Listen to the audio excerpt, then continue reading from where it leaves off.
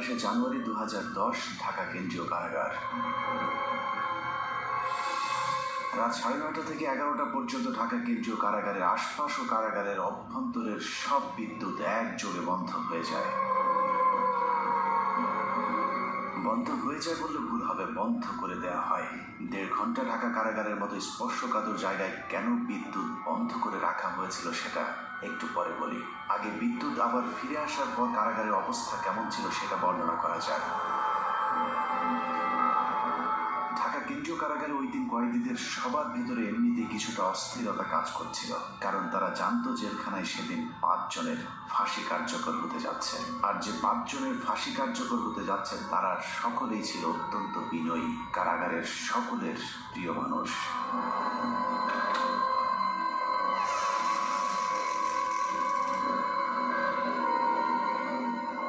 রাত 12:01 colonel Faruk Rahman, major AK Mohiuddin Ahmed artillery, Mohiuddin lancer ও সুলতান শাহরিয়ার রশিদ খানকে ফাঁসিতে ঝুলিয়ে হত্যা করা হয়। 4 জনকে ফাঁসি দেওয়া হলেও লাশের সংখ্যা ছিল মোট 5টি।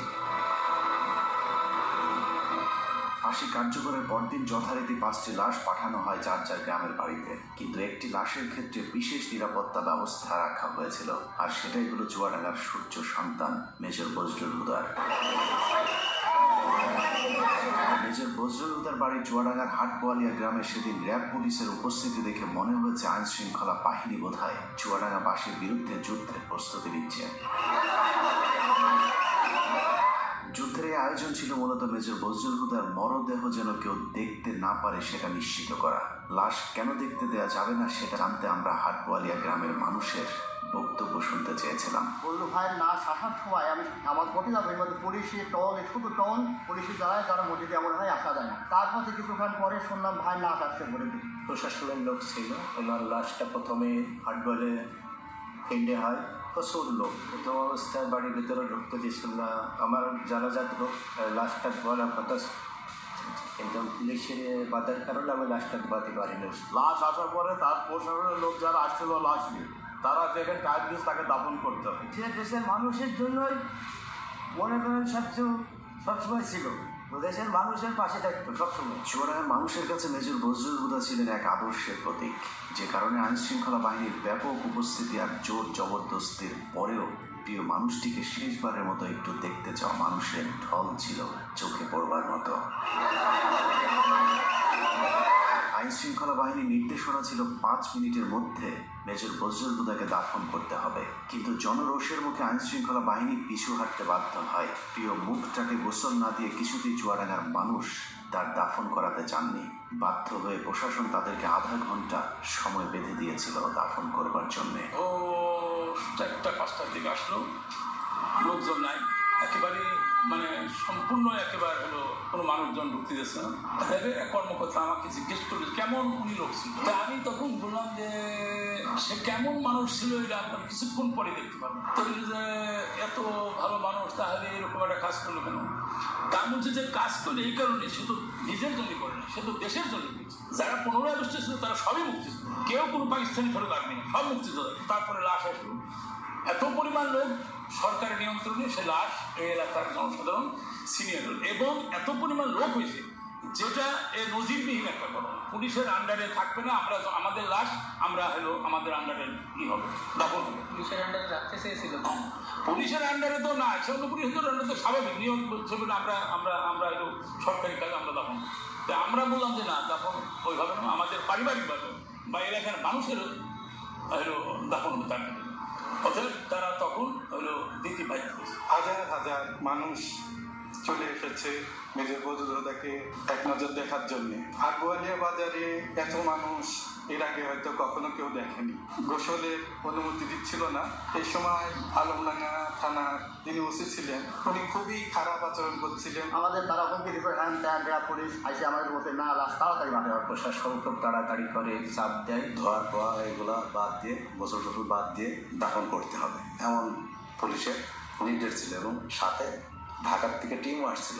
ওই সময় প্রশাসনের ভূমিকা কেমন? প্রশাসন প্রথমে মার মুখে অবস্থায় ছিল, যখন সাধারণ মানুষ পাবলিক বললো যে ঠিক আছে আমরা লাশ না দেখে আমরা দাফন করবো না, তখন লক্ষ লক্ষ মানে সাধারণ মানুষ চারিদিক দিয়ে আসার পরে তাদের চাপের কারণে তখন লাশ আমাদের কাছে দিতে বাধ্য হয়েছে। এই সময়ের মধ্যে অসংখ্য মানুষ মেজর বজরুল হুদাকে শেষবারের মতো একটু দেখতে ছুটে যান তার গ্রামের বাড়ি হাটবোয়ালিয়াতে। তিন জেলার জনগণের কারণে প্রশাসনের লোক এখানে পিছিয়ে আসছে, তারা এখানে সরকার পর এখানে জনগণের ইচ্ছা মতো তাদের দেখানো হয়েছে। মাটি দেওয়ার চাইছিলাম, তো এখান থেকে লেট করানো একটু পরে লাশটা মাটি দেওয়া হোক এই হিসাবে একটু দেরি করে লাশ দেখার পরিপ্রেক্ষিতে আমরা দেখছি। এতটুকু পর্যন্ত ঠিকই ছিল, কিন্তু মেজর বজরুল হুদাকে গোসল করাতে গিয়ে চুয়াডাঙ্গার মানুষ সাক্ষী হয়েছিল নৃশংসতম এক ঘটনার। কাফনের কাপড় সরাতেই দেখা যায় মেজর বজরুল হুদাকে আসলে ফাঁসি দেওয়া হয়নি, তাকে জবাই করে হত্যা করা হয়েছে। মুক্তিযুদ্ধে সর্বাধিনায়ক জেনারেল ওসমানীর পিএস সাবেক সংসদ সদস্য আপনাদের প্রিয় সন্তান ও স্বামীর বিচারের মধ্য দিয়ে হত্যা করা হয়েছে। আমরা এ হত্যার বিচার চাই। ইনশাল্লাহ বাংলার মাটিতে তাকে হত্যার বিচার একদিন হবে হবে। সে ফেরেস্তা তুলল, সে কোনো অপরাধ ব্যবস্থিত করেনি, মানুষের উপকার করেছে। বলে আমি কাপড় খুলে দেখেছি এখান থেকে এত দূর, মানে 2 রাখি নিচ্ছি না, একদম পুরো মানে ছুরি সাওয়ালে যেভাবে হয় কষাইরা যেভাবে ছুরি সাওয়ালে যেরকম কাটে ওইভাবে কাটা, সুতা 3-4 পর্ব করে সেটা দিয়ে সেলাই করা, হাতে বাইরে কোথাও আঘাত নাই। এটা সবাই করা, এটা তার ফাঁসি না, কোনো রক কাটা নাই, কেটু নাই, গলায় ছিল একটা টেপটা সরিয়ে দেখলাম হাতটা ঢুকে গেল, পথ থেকে ওই কালো সুতা তার সেলাই করা অনেক করে রক্ত টপ টপ টপ পটকিয়ে আসে। তালা কাটা ছিল, এটা আমরা দেখেছি। পাখি হলে গলায় হালকা দাগ থাকে, গলা তো কাটা কাটা করে না, তো গলা সিলাই থাকে না। কবরস্থানে যখন মাটি দিয়েছে তখনও কাফনের রক্তে ভিজে গেছে। ফাঁসি দেওয়ার নামে তাকে জবাই করা হয়েছে। লাশটা কি আপনি দেখছিলেন? জি জি, আমি লাশটা দেখেছি, চটকে দেখেছি লাশ, আমার গলাটা কাটা ছিল এবং সেখান থেকে অনবরত রক্তক্ষরণ হচ্ছিল। লাশটা কেমন দেখছিলেন বলুন?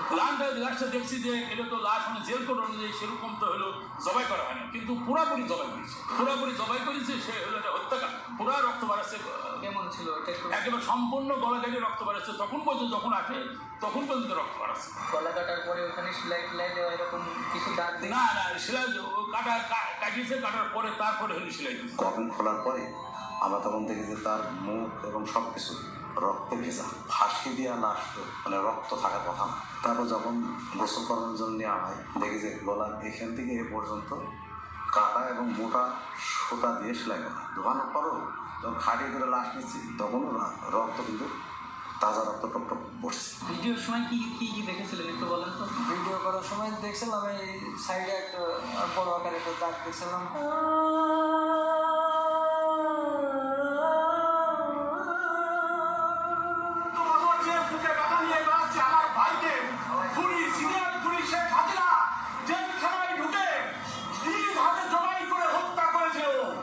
আমরা মনে করি যে এটা ফাঁসি দেওয়া হয়নি, শেখ হাসিনা হিংসাত্মকমূলকভাবে এবং প্রতিশোধমূলকভাবে সে জেল থেকে যে নিজে হাতে জবাই করেছে। এই হত্যাকাণ্ডের আমরা তীব্র নিন্দা জানাচ্ছি এবং এই বিচারের জন্য ব্যবস্থা করা। বাংলার বীর সন্তান মেজর বজরুল হুদাকে কে কারা কিভাবে জবাই করেছিল সেটা জানতে হলে আবারও 18 তারিখ রাত 9:30 থেকে 11টা পর্যন্ত 1.5 ঘন্টার সেই সময়টাতে ফিরে যেতে হবে, যে সময়টুকুতে ঢাকা কেন্দ্রীয় কারাগার ও তার আশপাশের বিদ্যুৎ বন্ধ করে রাখা হয়েছিল।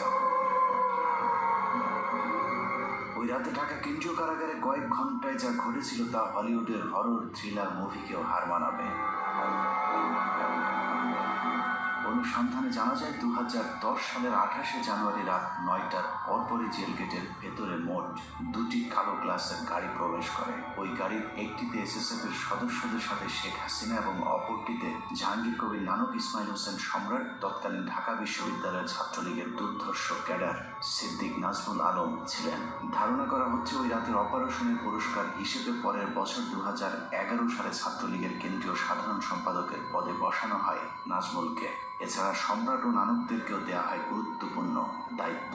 এর বাইরে ওই গাড়িতে ভয়ঙ্কর কুৎসিত দেখতে বড় গোফওয়ালা একজন মানুষ ছিল, যার নাম পরিচয় আমাদেরকে কেউ নিশ্চিত করে বলতে পারেনি। ডিএমপি কমিশনার একেএম শহীদুল হক সাহেব ছিলেন, স্বরাষ্ট্র সচিব আব্দুল সালাম সাহেব ছিলেন, কারা মহাপরিদর্শক যে ব্রিগেডিয়ার জেনারেল আশরাফুল ইসলাম খান উনিও ছিলেন, আর সম্ভবত ঢাকার ডিসি ছিলেন উনি জিল্লুর রহমান, ঢাকা জেলার ম্যাজিস্ট্রেট অমিতাভ সরকার উনিও ছিলেন এখানে। আরো বেশ কিছু লোকজন ছিল। গোয়েন্দা সংস্থার সাবেক কর্মকর্তা জানান, ওই রাতে মোট 2টি ফাঁসির মঞ্চ তৈরি করা হয়েছিল।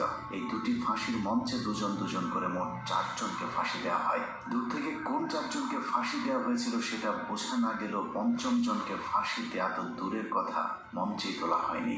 কিন্তু লাশ বের করবার সময় জেলখানা থেকে মোট 5টি লাশবাহী গাড়ি বের হয়েছিল। ফাঁসি থাকে সাধারণত, সেটা কিন্তু যেটা নর্মাল প্রসিডিওর, জেলখানায় নিরাপত্তাটা বেশ স্ট্রং থাকে। সেদিনও যেটা আমাদের বেশ আলোচিত হয় জেলখানায়, ওই ফাঁসির মঞ্চের কাছে যে 4টা লাশ গাড়িতে উঠানো হয়, কিন্তু আরেকটা লাশ ঠিক প্রশাসনিক ভবনের ওখান থেকে নিয়ে গাড়িতে উঠানো হয়। এই ব্যাপারটা একটু অস্বাভাবিক। একই জায়গায় ছিল না। না, এটা তো আসলে 4টা যেটা লাশ প্রথমে উঠানো হলো, এটা তো ফাঁসির মঞ্চের কাছাকাছি, যেটা ন্যাচারাল। ওখানে ফাঁসির পরে ওখান থেকে লাশটা গাড়িতে উঠানো হয়, কিন্তু আরেকটা লাশ যেটা প্রশাসনিক ভবন থেকে বের করা হয়, এটাই হলো, এটার একটা ডিস্টেন্সের ব্যাপার আছে যে এখান থেকে কেন লাশ আসবে, কেনই বা এটা গাড়িতে উঠানো হবে, এটাই হলো প্রশ্ন। এই ব্যাপারটা নিয়ে পরের দিন বেশ আলাপ আলোচনা হয় জেলখানার ভিতরেও। ব্যাপারটা একটু অস্বাভাবিক। রাতে শেখ হাসিনার সাথে জেলখানার ভেতরে প্রবেশ করা খুনিরা সোজা চলে যায় প্রশাসনিক ভবনে, আর শেখ হাসিনা পুলিশ, র্যাব এবং স্বরাষ্ট্র মন্ত্রণালয়ের কর্মকর্তাদের সাথে দাঁড়িয়ে থেকে 4 জনের ফাঁসি নিজে প্রত্যক্ষ করেন। ধারণা করা হয় আসলেই তাদেরকে ফাঁসি দেওয়া হচ্ছে কিনা সেটা নিশ্চিত করতে শেখ হাসিনা সেখানে উপস্থিত ছিলেন। ফাঁসি কার্যকর হবার পরপর শেখ হাসিনাও চলে যান প্রশাসনিক ভবনের ভেতরে। সেখান থেকে রাত 1টার কিছু আগে শেখ হাসিনা ও তার সাথে থাকা খুনিরা সেই একই পাজেরো গাড়িতে করে জেলখানা থেকে বের হন।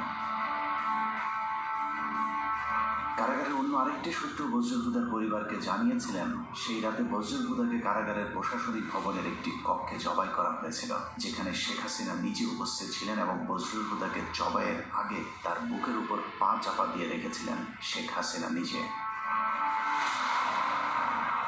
সে রাতে শেখ হাসিনা সহ তার সাথে থাকা সব খুনির গায়ে রক্ত লেগেছিল, কিন্তু সম্রাটের গায়ে সাদা টি শার্ট থাকায় সেটা অনেকের চোখেই পড়েছিল। ওই পরের দিন একটা বিষয় খুব আমাদের একজনের নজরে আসে যে প্রধানমন্ত্রী জাহাঙ্গীর কবির নামক সম্রাট নাজমুল যখন প্রশাসনিক ভবন থেকে বাইরে আসে, তখন এই সম্রাটের গায়ে রক্তের দাগ ছিল।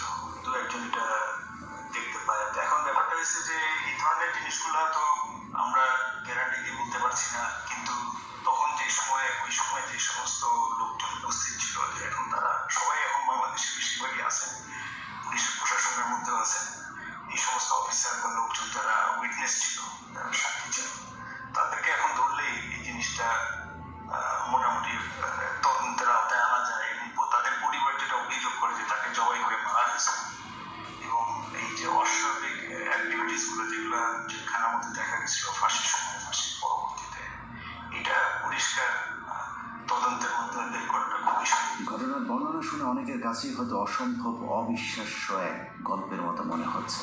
তবে আপনি যদি শেখ হাসিনার ব্যক্তিগত সহকারী মন্ত্রী রহমান রিন্টুর আমার ফাঁসি চাই বইটি পড়ে থাকেন, তাহলে আপনার কাছে শেখ হাসিনার চরিত্রের সাথে আজকের ঘটনাটি হুবহু মিলে যাবে। মতিউর রহমান রিন্টুর তথ্য অনুযায়ী শেখ হাসিনা যেদিন মৃত্যুর খবর শুনতেন, সেদিন স্বাভাবিক দিনের চেয়ে অনেক বেশি খেতেন। এই ঘর থেকে ওই ঘরে দৌড়ে বৈশাচিক এক উল্লাস করতেন তিনি। জাহানারা ইমাম যেদিন মারা যায়, সেদিন শেখ হাসিনা বিছানার উপরে উঠে 2 হাত দিয়ে কাপড়ের 2 মাথা ধরে নাচছিলেন, কারণ তিনি জাহানারা ইমামকে তার প্রতিদ্বন্দ্বী মনে করতেন। এক কথায় শেখ হাসিনা একজন নরপিশাচ, রক্তপিপাসু, মানসিক বিকারগ্রস্ত একজন উম্মাদ, যে কারণে একজন মানুষ যার আর কয়েক ঘন্টা পরে ফাঁসি কার্যকর হবে, তাকেও নৃশংসভাবে জবাই করে হত্যা করবার কথা চিন্তা করতে পারে। একটু চোখ বন্ধ করে ভেবে দেখুন, কত নৃশংস নরপিশাচের হাত থেকে আল্লাহ আমাদেরকে বাঁচিয়ে দিয়েছেন। যাই হোক, 15 আগস্টের বীর মুক্তিযোদ্ধা মেজর বজলুল হুদাদেরকে আমরা সম্মান দিতে পারিনি, যে কারণে আজ আবারও শেখ মুজিবের বেতারটা আমাদের উপর চেপে বসেছিল।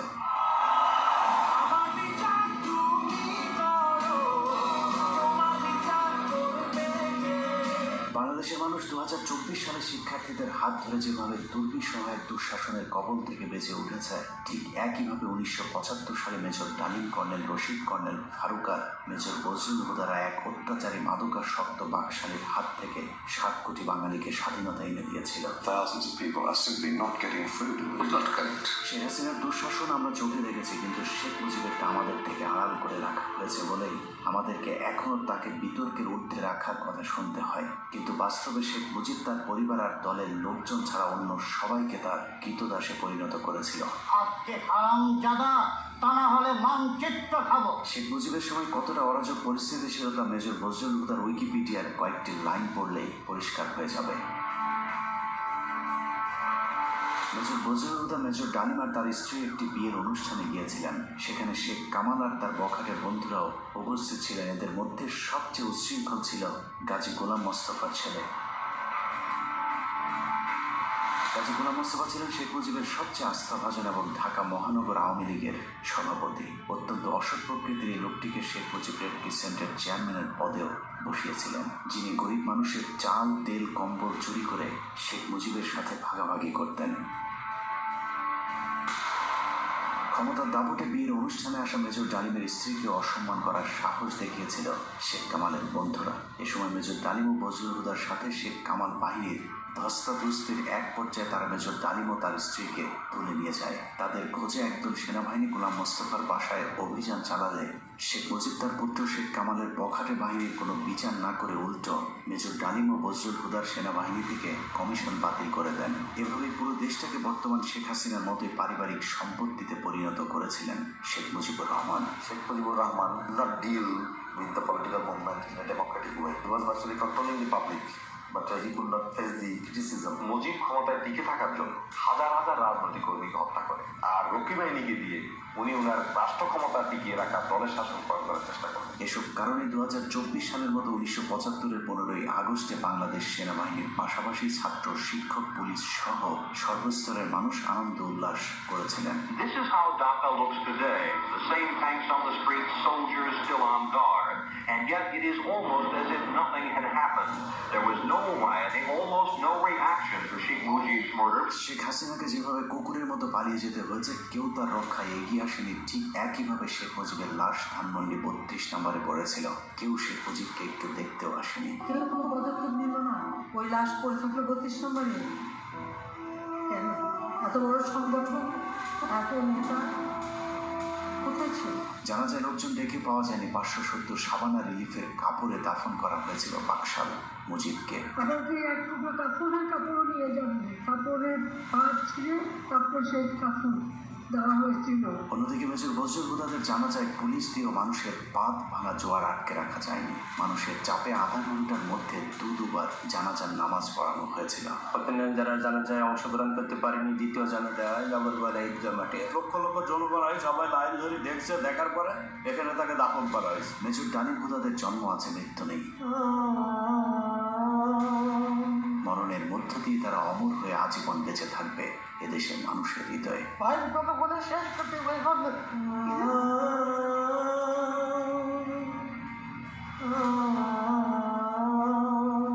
যতবার মুজিব হাসিনাদের মতো নরপশুরা এদেশের মানুষকে শোষণ করতে চাইবে, ততবারই বজলুল হুদারা ফিরে আসবে আবু সাইদ কিংবা মুগ্ধ হয়ে।